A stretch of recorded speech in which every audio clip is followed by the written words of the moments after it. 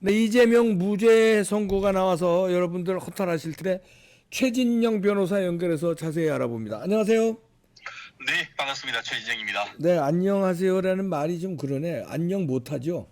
아, 그렇네요. 그러네. 죄송합니다. 안녕하세요. 이 우파 진영하십시오. 최진영 TV 하십시오. 그러네요. 아, 우리 최진영 변호사 유튜브도 많은 관심 가져주시고요.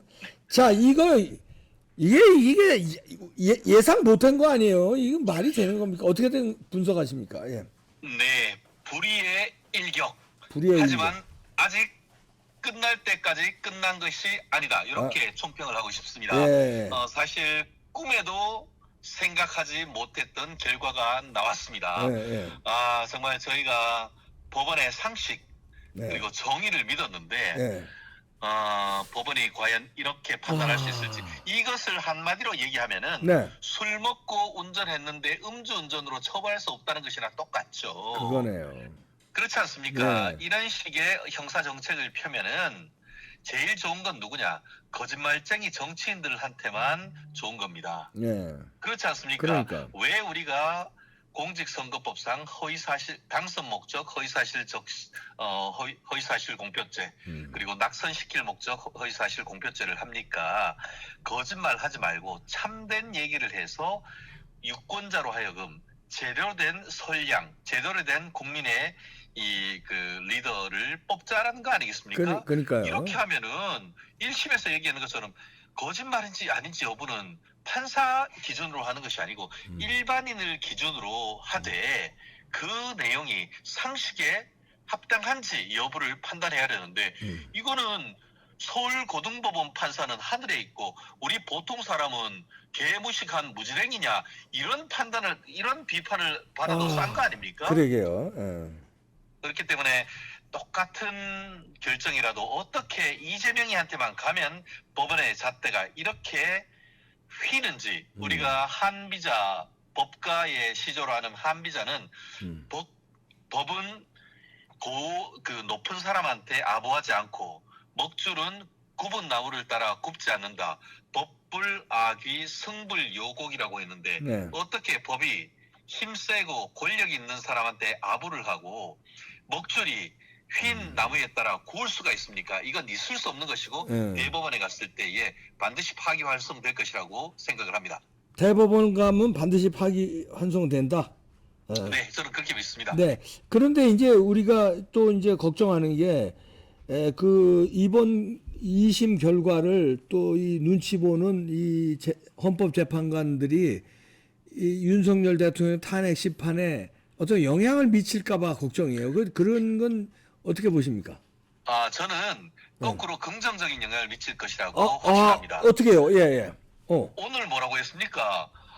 이게 의심은 가지만 그렇게 단정할 수 없다고 했잖아요. 그러면서 의심스러울 때는 피고인의 이익으로 이렇게 판단했잖아요. 예. 한마디로 이거는 뭐냐면은 적법 절차를 보장한다는 그런 얘기예요. 예. 한마디로 증거 채택이라든가 이런 걸 봐서 그거 좀 의심은 가지만 그렇다고 그거를 허위 사실로 했다고 단정할 수가 없어라고 그렇게 판단했거든요. 그러면서 아까 뭐라고 했어요? 의심스러울 때는 피고인으로 이익으로 판단해야 된다고 또 그 우리 판사 나으리들이 그렇게 선고했잖아요. 예. 그러면은 그래? 이렇게 하면서 이번에 그 한덕수 국무총리 권한 대행에 대해서도 조한창 그리고 또 정영식 재판관님은 요건이 잘못됐기 때문에 적법 절차 위반으로 해서 각하해야 된다고 했지 않습니까? 예. 그 논리가 그대로 올 수 있는 겁니다. 뭐냐? 이렇게까지 이재명이를 살려줘야 된다고 하면은 당연히 증거 없는 그 수사권도 없는 그 공수처에서 수사했는 거 그리고 적법 절차에 따라서 일단 본회의 결의가 했는데 그거 철회하려고 하면은 본회의에 재결의에 따라 그 내란죄를 처리하는 이런 적법 절차를 거쳐야 되는데 그 적법 절차를 거친지 아닌지가 의심스러우면은 그럼 의심스러울 때는 형사소송법을 준용하고 있는 탄핵에 관한 헌법재판소법에 따라서 각하해야 된다라는 논리가 나올 수 있는 거 그럼 아니겠습니까? 당연히 각하된다 이런 논리가 나오네요. 그러니까. 그렇죠. 결국 그러면은 어허. 그 김복형 조한창 그리고 정영식 재판관님들이 세 분이 각하 의견을 내면은 그러면 요건이 덜 되기 때문에 5명이 인용낸다 하더라도 주문으로는 이 사건 심판 청구를 기각한다라고 나오게 되는 겁니다. 결국 이번 사건이 주는 인사이트 핵심은 적법 절차 보장 좋다. 그러면은 이재명에 대해서 그렇게 적법 절차를 보장해가지고 의심스러울 때는 피고인의 이익이면은 그러면은 윤석열 대통령 뭐 본청에 뭐 15명, 16명 들어갔는데 그걸로 인해 가지고 국회의 기능이 마비됐다고 단정할 수 있느냐? 절대 없죠. 그렇죠. 예. 그럼 의심스러울 때는 피청구인에게 이익으로 해야 되는 거 아닙니까? 그러네. 결국 오늘 서울고등법원의 2심 판결 취지에 따른다고 하면은 그 어떤 것보다 이재명의 적법 절차가 중요하면은 정말 1,560만 명 이상의 표를 얻어서 당선된 대통령의 정당성을 지켜야 될 필요성이 더 강한 거 아닙니까? 예. 적법 절차 보장해야 될 필요성이 더 센 거 아닙니까? 예. 그 적법 절차 의심스러울 때는 피청구인에게 이익으로라는 이념을 더 강화한다고 하면은 윤 대통령에게 결코 불리한 결정은 아니었다. 그렇게 해석합니다. 아, 그렇군요.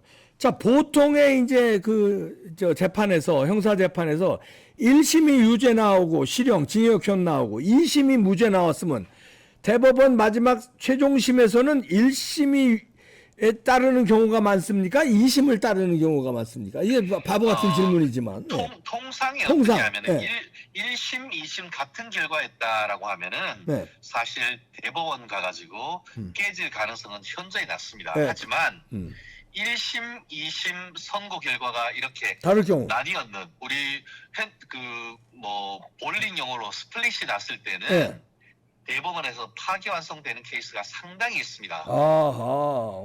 예. 특히 원래 1심에서 유죄가 났다가 2심에서 무죄가 나오는 케이스는 뭐냐면은 전략적으로 1심에서 자백을 했다가 항소심에서 이러이런 문제가 있어서 예. 항소심에서 무죄를 다투고 그 무죄를 다투는데 상당한 어떤 그런 증거법적인 변동이 있는 이런 케이스에 1심, 2심이 뒤집힙니다. 예. 그런데 이번 사건처럼 1심, 2심에 있어서 유죄를 무죄로 뒤집을 만한 아무런 증거법적인 사정 변경이 없음에도 불구하고 예. 동일한 증거관계 나아가 동일하기보다는 오히려 이재명이 자기 무죄다라고 신청했던 증인이 뭐라고 했습니까?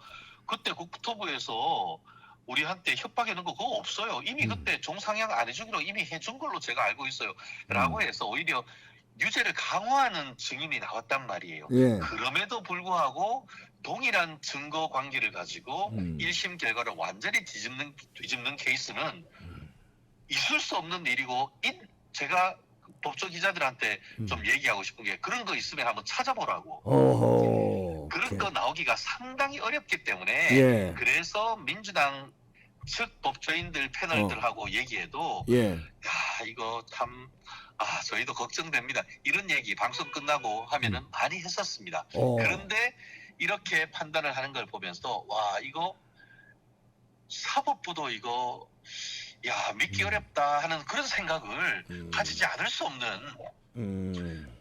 그런 제가 그 생각을 하지 않을 수 없는 것 같습니다. 할 수밖에 없는 것 같습니다. 아, 그렇군요.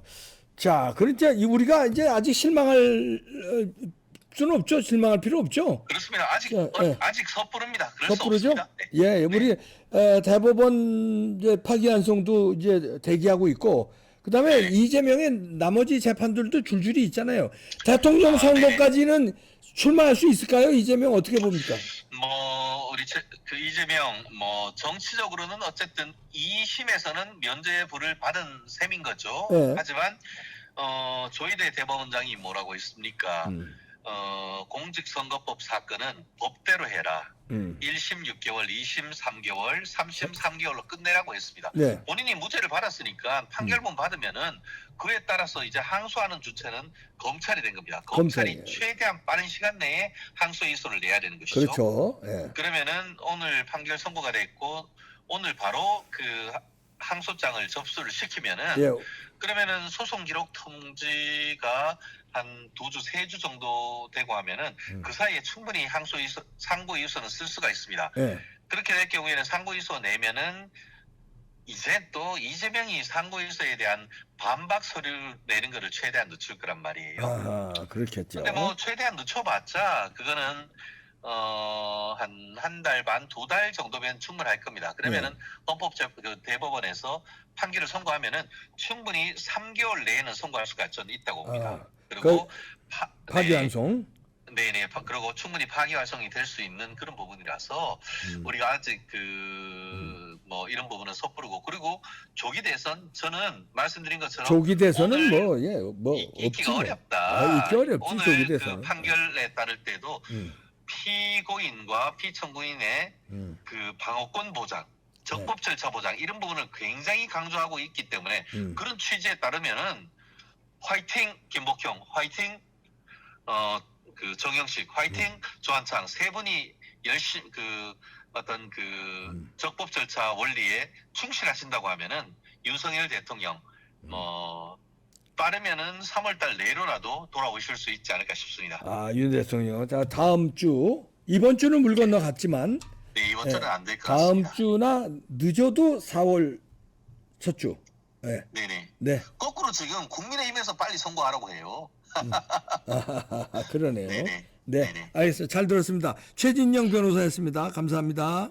감사합니다. 최진영 TV. 사랑해주십시오. 최진영 네네, TV. 고맙습니다. 최진영 TV 법적인 문제, 그다음 정치적인 문제 아주 맹렬히 다루던데 거기서 네네. 이런 문제 또 많이 보충해서 다루겠네요. 알겠습니다. 네. 고맙습니다. 감사합니다. 박사님. 네. 네네. 자, 좀 오늘 기운이 좀 빠졌었는데 최진영 변호사 그 해설을 들으니까 좀 조금은 안심이 되네요. 파기환송 기대되고요. 그 다음에 윤 대통령 당연히 각하 내지는 기각된다. 그렇게 되면은 조기 대선은 없으면은 2년 후의 대선이잖아요. 그 안에 이재명은 간다. 뭘로도 간다. 걱정하지 마시라는 얘기네요. 마치겠습니다.